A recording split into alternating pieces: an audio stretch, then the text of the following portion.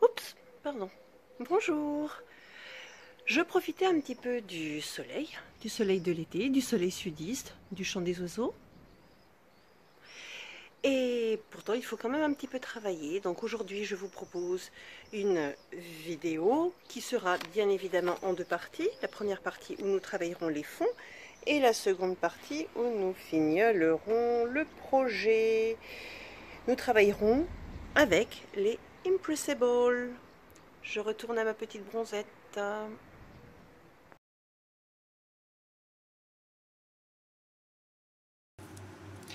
Lors de ma précédente vidéo, je vous ai présenté ce produit avec lequel j'avais réalisé un fond.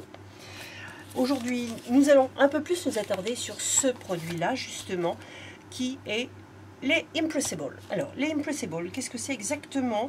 Ce sont des plaques d'impression en gel, donc des gels presse, comme on dit traditionnellement, mais en fait, plaques d'impression en gel, plaques de monoprinting. La différence, c'est que celles-ci sont texturées, c'est-à-dire qu'elles ont du relief. Alors, je ne sais pas trop comment me positionner pour bien vous montrer le relief, mais vous le verrez tout à l'heure quand nous travaillerons directement sur le papier. Donc, il existe 4 motifs en 7 pouces par 7 pouces, sensiblement 18 par 18 cm. Donc, des ronds imbriqués dans d'autres ronds, des ronds en répétition, plus géométriques, un mandala, que je vous avais déjà présenté d'ailleurs la dernière fois, des rectangles, des carrés plutôt, qui s'imbriquent les uns à l'intérieur des autres et que l'on trouve aussi en grand format, cette fois en 30-30, et les feuilles. Alors, aujourd'hui, je ne travaillerai pas particulièrement avec les feuilles, étant donné que j'avais déjà réalisé une page en 30-30 avec ces feuilles. Alors, exactement comme nous le faisons sur notre plaque traditionnelle de gel presse, de ce type-là par exemple, nous allons pouvoir travailler avec des encres, avec de la peinture,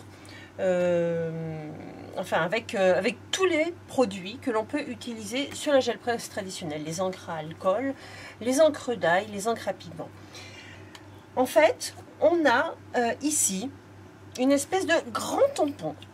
Si l'on veut travailler tout d'abord avec des peintures, le plus basiquement possible, il faut bien se dire que ce que l'on veut, c'est de la couleur uniquement sur la surface, uniquement sur le relief. Donc, je vais passer par l'intermédiaire d'une autre petite gel presse sur laquelle je vais étaler ma peinture. Et là, je vais mettre ma peinture sur mon motif. Là, vous voyez apparaître sensiblement le motif que nous allons avoir. Donc, j'ai mis du jaune. Je vais mettre un petit bleu clair, en tentant de ne pas déborder. Parce que si je déborde, comme c'est le cas ici, eh bien tout ça va se retrouver sur ma feuille. Et ce n'est pas l'effet escompté pour le moment. Donc, exactement comme je procède d'ordinaire, je prends ma feuille, je la pose dessus. Et je frotte pour bien faire adhérer mon motif.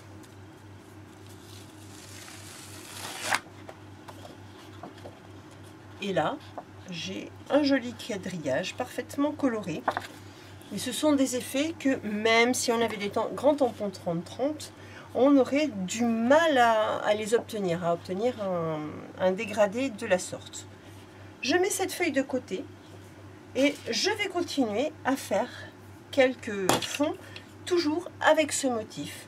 Vous verrez pourquoi ensuite.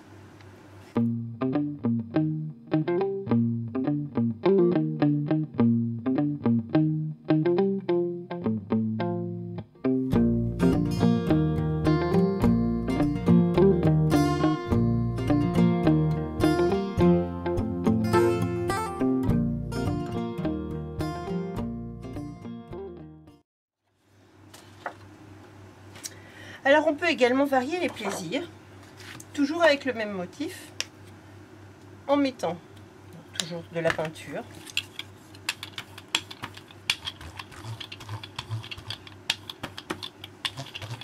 Ça ne change pas.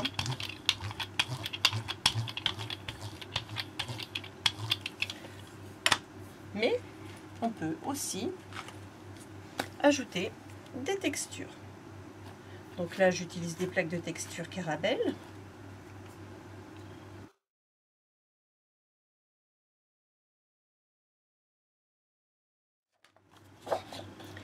Donc, aux endroits où il manque de la peinture, c'est les endroits où j'ai retiré la peinture avec ma plaque de texture.